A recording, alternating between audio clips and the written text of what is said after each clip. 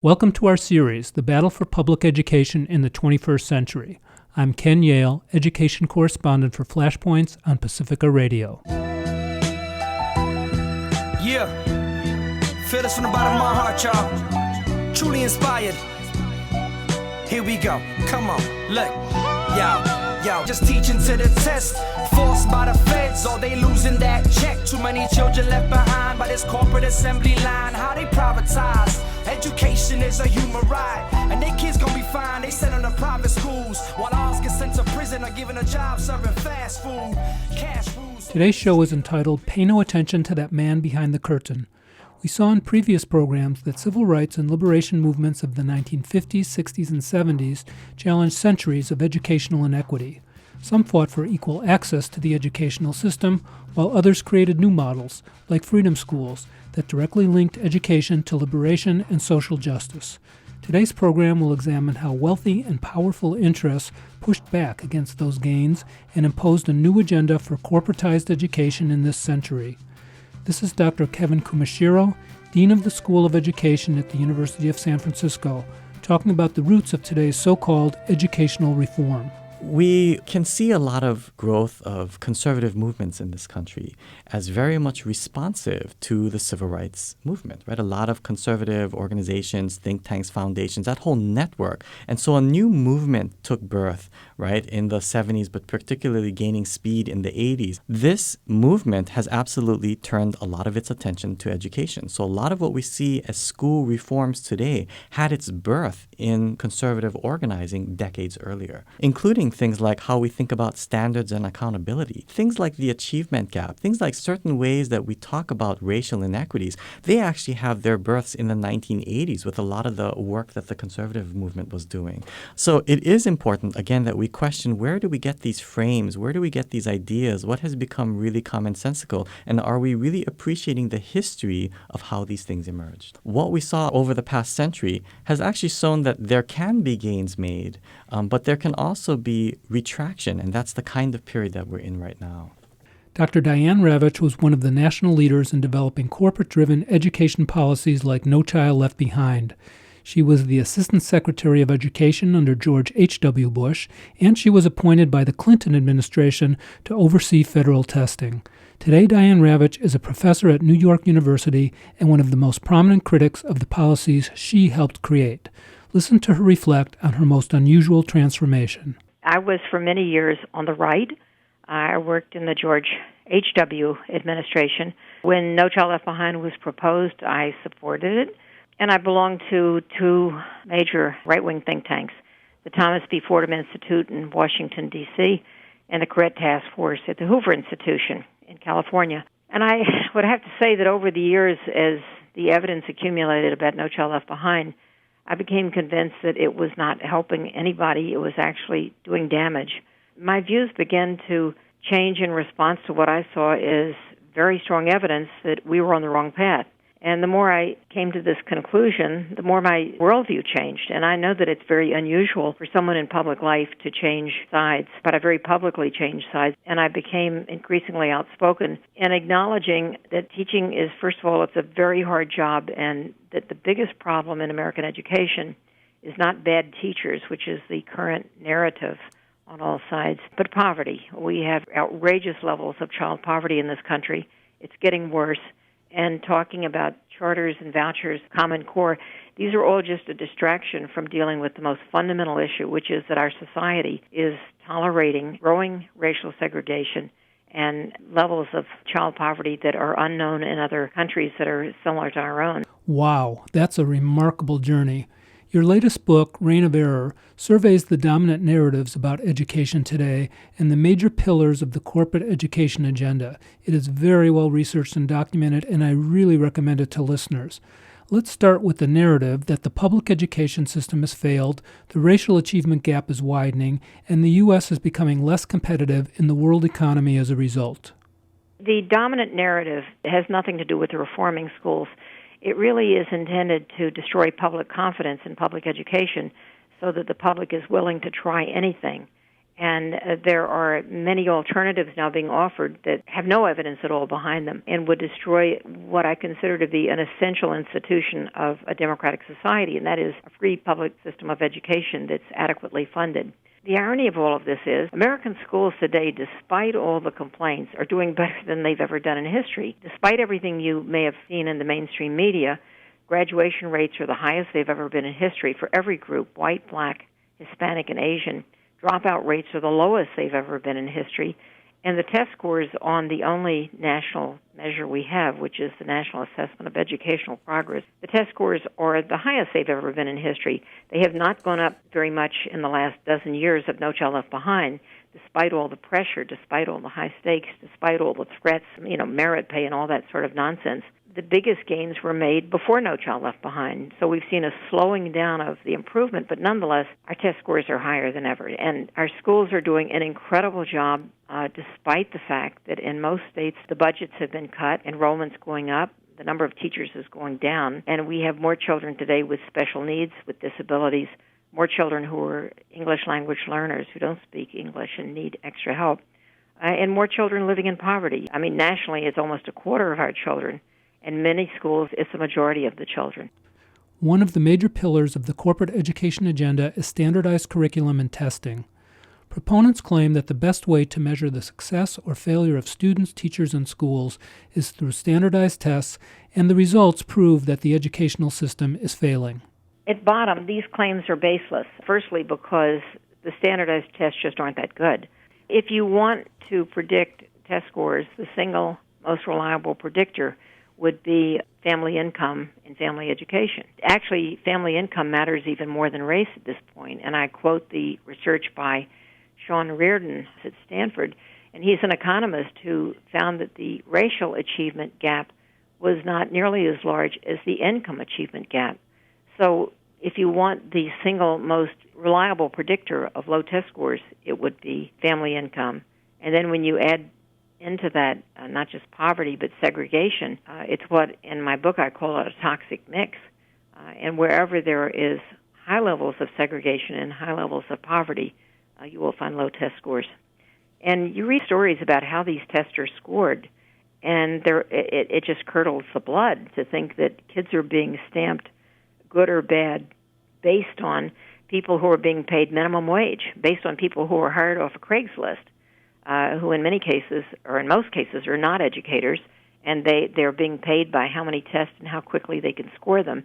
And, the kids may have poured their heart into their answer, but their answer is given 15 or 20 or 30 seconds, and it's like boom, boom, boom. The testing industry has been fattening. They have lobbyists in Washington. I mean, this was a shock to me. And I just thought all these decisions were made on the basis of what's best for kids, and it's not true. They're made on the basis of what's best for the bottom line, what's best for profits. So we see in many, many schools, the things that are not tested don't get taught. We see schools and districts narrowing the curriculum, eliminating the arts, or firing arts teachers, firing their librarians, putting millions and millions more into test prep materials bought from the same vendors. And meanwhile, what we're abandoning is the idea that schools have larger purposes than just raising test scores. The larger purposes are they're supposed to create citizens. They're supposed to educate young people to have full and rounded lives that include the arts, that include thinking and asking questions, not just answering the right question. Standardized tests are supposed to be measuring standardized curriculum like the Common Core.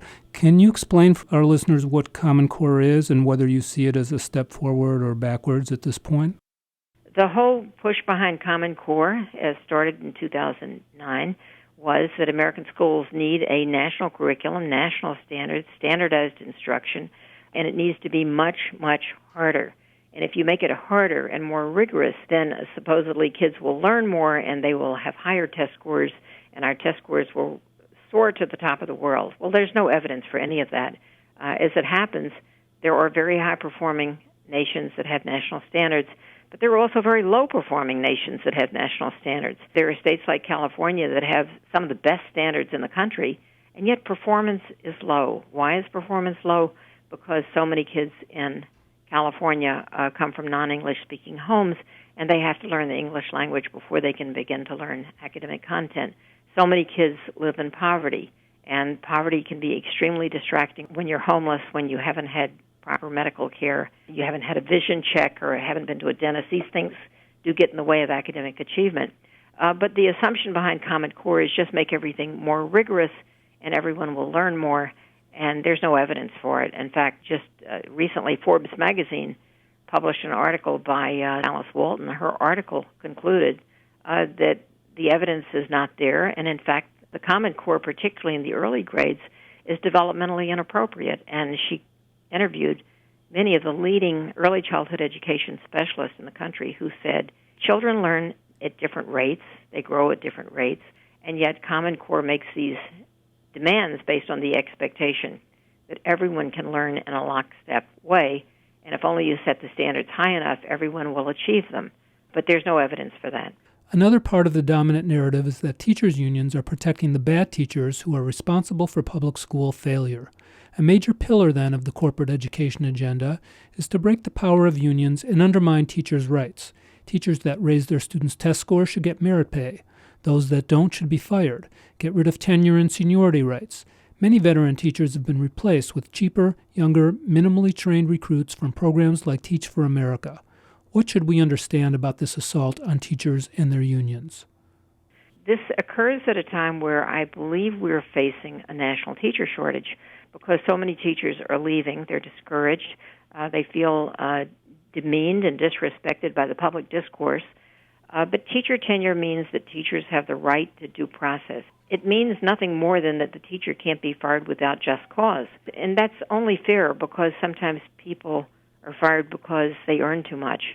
And the principal would rather have 2 young teachers than 1 senior teacher. I think that if tenure were abolished, we will see parts of this country in which teachers won't dare to teach evolution, in which they won't dare to teach any of the books on the American Library Association's list of the most censored books. I mean, even the Harry Potter books are banned in some districts. So we have to protect academic freedom, and teachers should not be fired because they chose to teach a book that some parent objected to. So I'm very much in support of teachers having due process rights, and I would say that if you want to look at the attack on unions, the reason that unions are attacked is because they defend teachers' rights, and the people who want to be able to easily fire teachers and keep them intimidated attack unions because they are the defenders of teachers. There is absolutely no correlation between having a union and having good outcomes. At the heart of the corporate education agenda is privatization. Corporatizers want to shut down public schools with low test scores and turn them over to private companies to run as taxpayer-funded charter schools. They want to give vouchers for private school tuition, including for religious schools. They say every family deserves the choice of a quality school, and the private sector will do this better than government. What does the data actually say about the impact of privatization?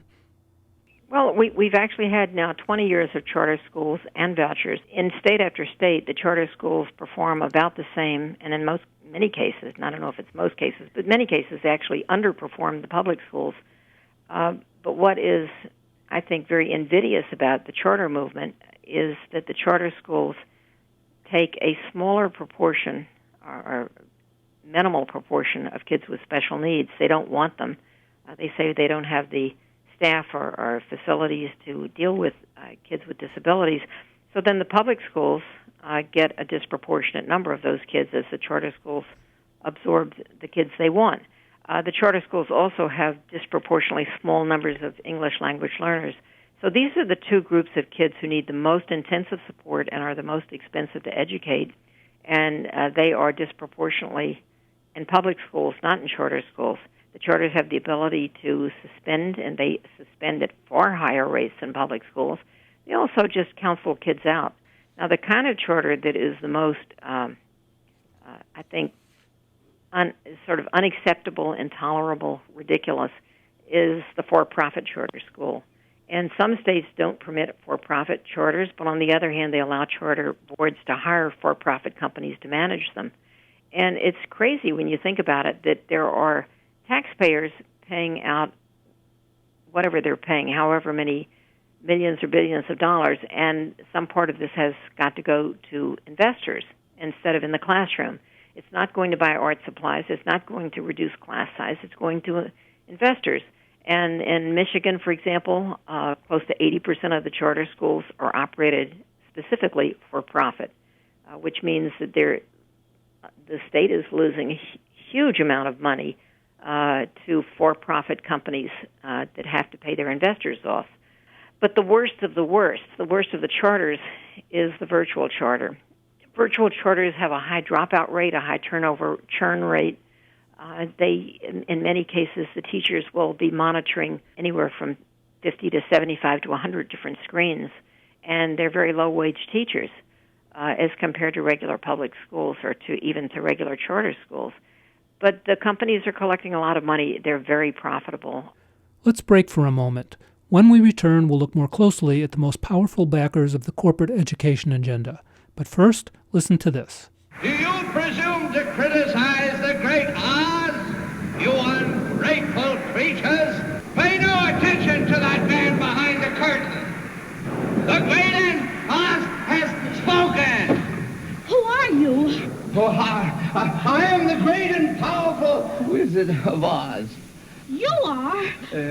I Yes. don't believe you. No, I'm afraid it's true. There's no other wizard except me. You humbug! Yes, it's exactly so. I'm a humbug. And now back to Diane Ravitch for more on who's behind the curtain. The most powerful funder of the corporate education agenda would be the Gates Foundation. The Gates Foundation has been underwriting not only charter schools, but also this search for the perfect metric by which to measure teachers. And they have spent hundreds of millions of dollars on teacher evaluation, and it doesn't work. The whole Common Core endeavor, which cost about over $200 million, was funded by the Gates Foundation. Eli Broad Foundation has been very important because they have run an unaccredited superintendent training program for several years, and many of the superintendents across the country have been trained by the Eli Broad Foundation, and their main objective seems to be closing public schools and opening charter schools. A huge funder is the very far right-wing Walton Foundation. So you have the Walton Foundation, which is the Walmart fortune, spending about $150 to $160 million every single year on an agenda of privatization. And then there are other foundations, the Dell Foundation, the Fisher Foundation, the John Arnold Foundation. He was an Enron trader for many years. And the numbers of foundations following the lead of the Gates Foundation are in the dozens. All of these foundations are enabled and magnified. Their voices are magnified because they're working in concert with the U.S. Department of Education. So you have a bipartisan policy. Arnie Duncan is the chief cheerleader for charter schools, for Teach for America. And why are all these people so invested in this agenda? There are some people who are driven by money and who see profit, but there are people who don't have a profit incentive but just believe that you let the free market work its miracle, and with all this competition, it will raise test scores. We'll leave it there for today. The most powerful men and women behind the curtain are much more sophisticated these days. They have co-opted and mastered the language of progressive educational reform. It's often hard to tell who is really speaking. They have enlisted an army of think tanks, politicians, public relations firms, and corporate media to sell their message. It's all about leaving no child behind, certainly not about opening up a $1 trillion education market for corporate profit. Those behind the curtain tap into legitimate criticisms of educational inequity and public school failure. This is fertile ground to reshape public education into their corporatized image, yet they want no accountability for their role in creating a society characterized by massive income inequality and systemic oppression. That is what contextualizes all of daily life in the schools and beyond. Our next show looks more deeply at the corporate education agenda and profiles some of the dynamic social justice movements fighting back. Many thanks to Dr. Diane Ravitch and Dr. Kevin Kumashiro for sharing their great insights and wisdom. Check out the Flashpoints website at flashpoints.net to hear all the programs and the full interviews used to make them. For Flashpoints on Pacifica Radio, I'm Ken Yale. The executive producer of Flashpoints is Dennis Bernstein. Technical director is Mike Biggz.